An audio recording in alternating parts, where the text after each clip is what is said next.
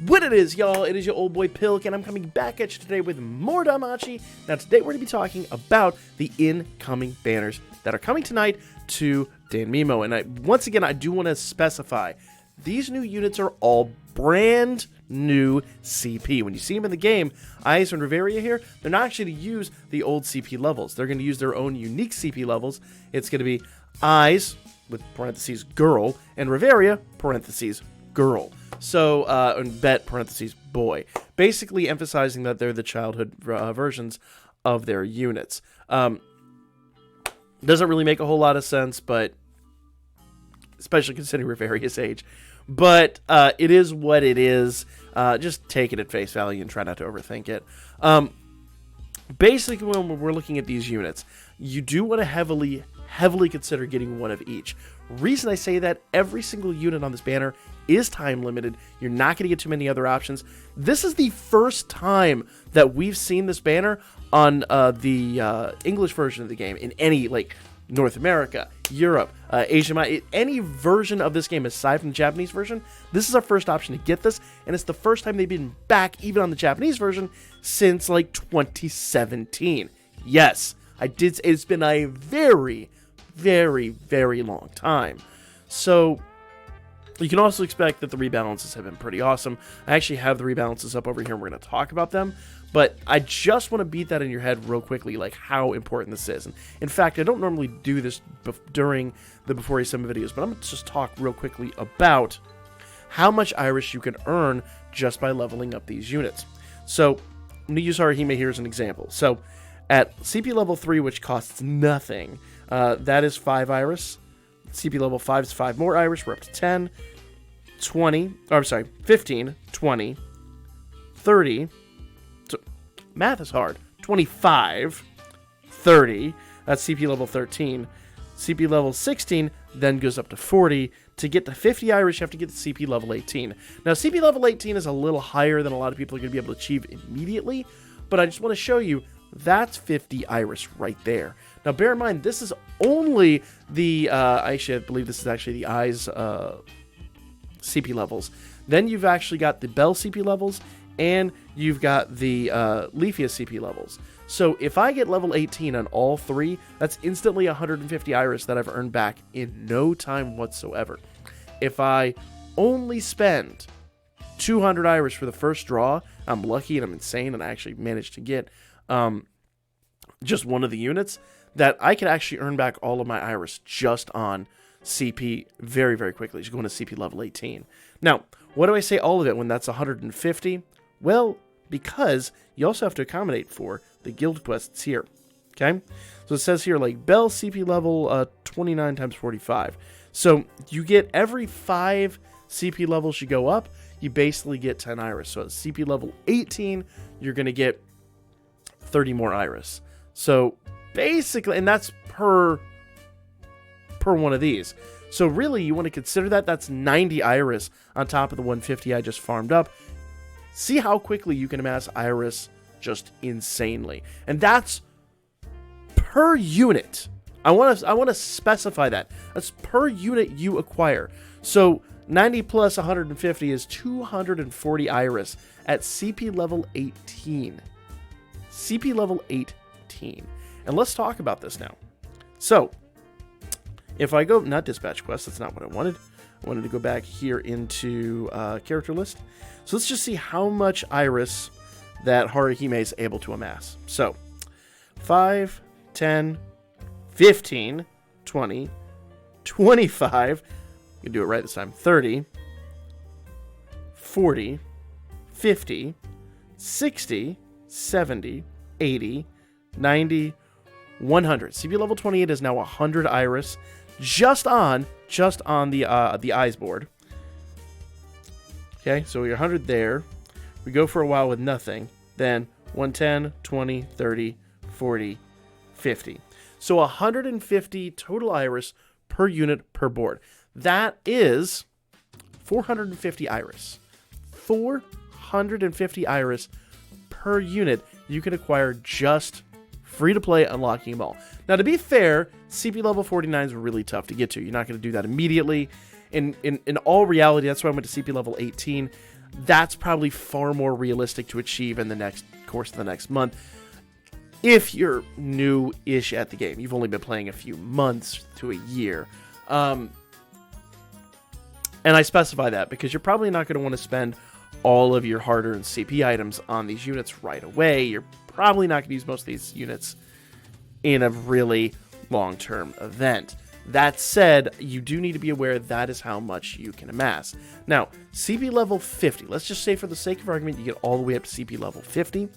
That then becomes, drumroll please, so that's per, it's 10, per 10 levels, is that, am I mathing this wrong? I am mathing this wrong. So 10 per 5 levels. So level 5 is 10, level 10 is 20, and so level 50 would be, feels like it should be more than that. Anyway, a ton of Iris. Math hard. It's too early in the morning. Math very hard. So that is how much Iris you can accumulate very, very quickly. Now I really want to math this out, but it doesn't really matter. So every 5 levels is going to net you. Jeez, that really is 1,000. Is that no, can't be that much. So I just want to math it out now, but I'm going to ruin the video if I do that. I've harped on this enough. That is a ton of Iris you can claim very quickly without really thinking about it. So let's go back and talk about the banners specifically before I get on too much of a tangent and try to math everything at 3 a.m. in the morning. So there's not enough coffee in the world for that. So let's talk about the banners. Riveria and Eyes. Like I said, brand new units, brand new CP. You're not going to see these units very often. I would be surprised if they never actually reran again. Wouldn't be shocked at all, because once again, it's been 4 years since they've been on any version of this game. So take advantage while you can. Like I said, getting one pays dividends immediately. You could draw this gacha for 200 Iris on every odd draw, and then it's the regular 400 Iris for the even draws. Pretty straightforward stuff. You don't have to go crazy on this. Like I said, one will do you more than enough to just get rewards. All right. Before we get into what they do, I just want to make sure that we're on the same page, that it is worth getting one of each, and there's 5 units here. We are talking about spending some Iris. We are coming up on the collab, but I'm going to get into the units and what they do now. But I just want to be very clear that my goal is to get at least one of each, and it should be your goal too. Little Princess Eyes. Okay, Little Princess Eyes. Here's all her stats. HP is 3775, and that is a huge jump up from what she was before, considering her maximum HP before was 2600.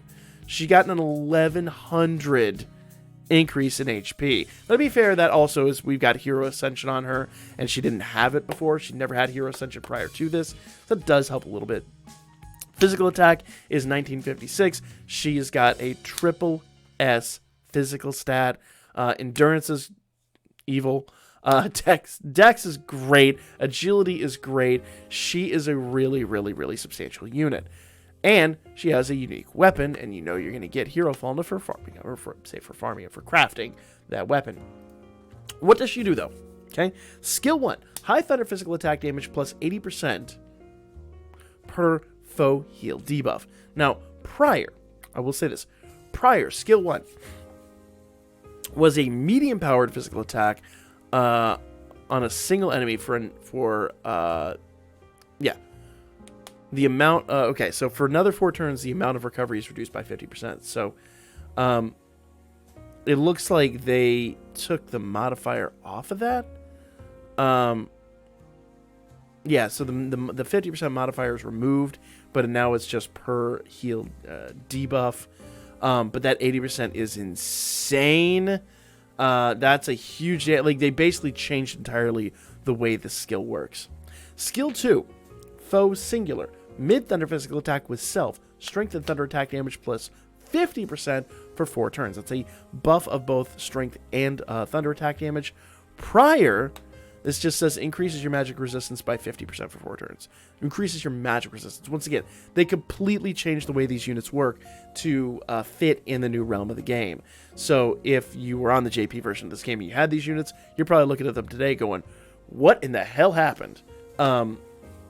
Skill 3, Foes Singular, Super Thunder physical attack with Ultra and Guard rate, heal minus 50%. Now that actually kind of goes back to the skill 1 we had before. And that used to be a powerful physical attack on a single target, increases force only when skill is activated. So they changed everything. And obviously this is I'm reading translations from the JP page. We don't actually have the US translation of this yet. It probably won't drop in the game until later tonight. Her essay is Ultra Thunder physical attack with temporary strength boost, allies 50% magic resistance for 4 turns. Her essay is not going to be the greatest thing ever, but I promise you that skill 1 is going to hit like a truck.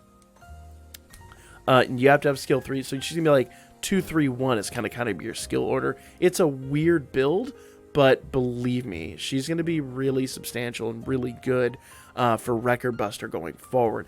And I would expect the Record Buster units tonight to be weak to Thunder just to try to encourage you to summon for her. And I would kind of recommend it because she's pretty awesome. If you've got the new Gareth, which I do, she's going to be a great, great companion for him. Thunder just got a big upgrade with both of these units. Passive skills, Thunder Manifestation, water resistance plus 35%, and when countering and attacking, you do a single target Thunder element physical attack damage. Swordsman, power increased by 25%, abnormality resistance. I think that's, we were talking about this yesterday. I believe that actually is going to translate out to be ailment resistance, just in general. So it even says here, that increased resistance to abnormal conditions. I really feel like that's going to be ailment. Rigid Body, increased durability, agility, and dex by 25%, and Flash increases damage incurred on critical hit by 20%. I'm not even going to mention what the prior stuff was. I'll drop a link in the description down below if you want to see all of the rebalances, but holy crap, she's a whole different unit today than she was 4 years ago, and that kind of actually makes a lot of sense. I think this unit's going to be really good for Record Buster, and I think this unit's going to be really good for Record Buster for a good bit of time. One thing I will note, she is a lot like some of the units we've gotten recently where the SA is kind of not worthwhile. Her SA is one you're not going to use. You're going to go skill 2, skill 3, and then spam skill 1 as much as possible. That's really going to be her best thing. And then just let other units do their SAs.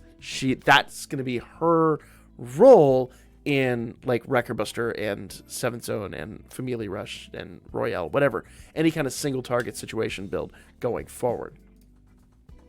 Little Dame Riveria. I'm surprised they're going to try with that name. I figured the internet would lose their minds. Riveria's HP is 898. Let's see what it was before. Let's go down here. Let's bet Riveria. Okay.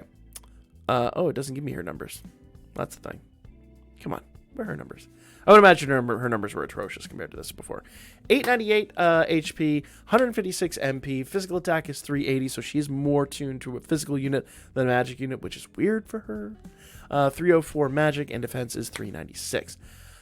Allies, strength and magic plus 15%. We did talk about this last night on stream. I think if you don't have a strength and magic buffer, she's a great unit to do that with. Fire, water, thunder, earth, and physical and dark resistance plus 10%. That I don't think is worthwhile. If you do not have a strength and magic buffer, great opportunity to get one. Very inexpensively. Not going to be the end of the world unit, but she'll hold her own on both of those teams pretty effectively. Though really, you're going to use her as a sack unit. You're really not going to use her as a mainline unit because that physical attack is pretty atrocious. And HP could be slightly better, but she's 4 years old. The unit is 4 years old. I mean, whatever. Don't simp. Just leave it alone. The comments section yesterday was just a mess sometimes. Guys, so the upgrade was increased power and magic of all allies plus 10%. That went up to 15% and added all the resistances to 10%. She got a massive upgrade. Massive upgrade. All right. Moving on. Banner number 2. This is going to be the Leafy and Bet banner. Nice to know Bet never changes. All right. So HP is 3755. And that's up from 2580. So another massive upgrade. MP is 256. Physical attack is 1965. For the record, that was actually 1615 before. So these units got a massive upgrade. Defense is 678. Dex is also 678, which is weird. Normally the endurance and Dex aren't. Well, they're about close-ish usually. Agility is 983. This unit is going to be pretty awesome. Once again, not pretty awesome in comparison to the old one. Let's talk about what he does. Let's talk about what he does before we get too much into like building a unit up. Skill 1, fast, mid-wind physical attack, alter encounter rate, heal 20% of damage done. It's not bad. It's not bad. I don't think he's going to be end of the world. Skill 2, mid-wind physical attack with high penetration rate, temporary strength boost, agility, and magic minus 20%. Could be a lot better. Could be a lot worse. I just like a resounding meh from these two skills. Skill 3 is a high wind physical attack with critical rate and temporary strength boost. And you guys know whenever I see that with no percentage boost, my brain just goes. So I think Bet is just like a resounding, okay, I got the one. That's it. I don't need any more. SA, Ultra Wind Physical Attack with temporary strength boost, physical resist and wind resist down 40%. If that was like 60% or something, I'd say he'd be worth the SA, but nah, not really. Now, unit adjustment. This is kind of the rebalance that he received. Skill 1 used to be a weak physical attack, well, it would be a low physical attack on a single enemy. And now it's AoE? No. What? Is that real? These must be backwards. Yeah. No, that's a weak physical attack on a single enemy. And 20% HP recovery of the damage done. So, wow. That's a huge change. Not the same change that Eyes got, but it's a change nonetheless. Skill 2 before the adjustment was a medium physical attack on all enemies, reduces agility by 15% for 4 turns. So that got a pretty good boost, but it could be a lot better, let's be real. And skill 3 was a powerful physical attack that cannot be guarded, so alter on guard rate against a single enemy, increases power when the technique is activated, so in other words, temporary strength boost. Really nothing changed there, honestly. Man, this unit kind of got screwed, man. They could have done so much better with him. I'm a little disappointed. Honestly, just a little disappointed. At this point, passives are counters with wind physical damage and heal 50% of damage done. That's actually kind of nice. 25% strength, 10% magic resistance, 25% endurance, agility, and dex, and 15% damage on critical and penetration. Aside from the heal, I don't see a huge amount here that interests me. If you think he would be an interesting War Games build, let me know in the comments section, because I could see an argument for that. But I don't see this unit getting you very far in War Game. Like, I don't know. Some people have said a fun support, but I don't think I think that's a self heal. I don't think that's not an all allies heal. So like he's only going to keep himself alive, which only does you so much good. I don't know. Allowed to hear your arguments in the comments section, but I'm not impressed, to be honest. Just not impressed at all. Leafy, on the other hand, I think is a must for just about anybody, whether you are a War Game or Record Buster main. HP is 728, not the greatest, could be much better. MP is 225, that's actually really good for an assist. Physical attack is nothing. Magic attack is 587. Remember, that's going to do nothing but go up with CP levels. Defense is 222, nothing really to write home about there. But allies, stun and poison resist. All allies, stun and poison resist. And foes, magic resist down 15%. Holy crap. So this basically makes your magic team completely nullify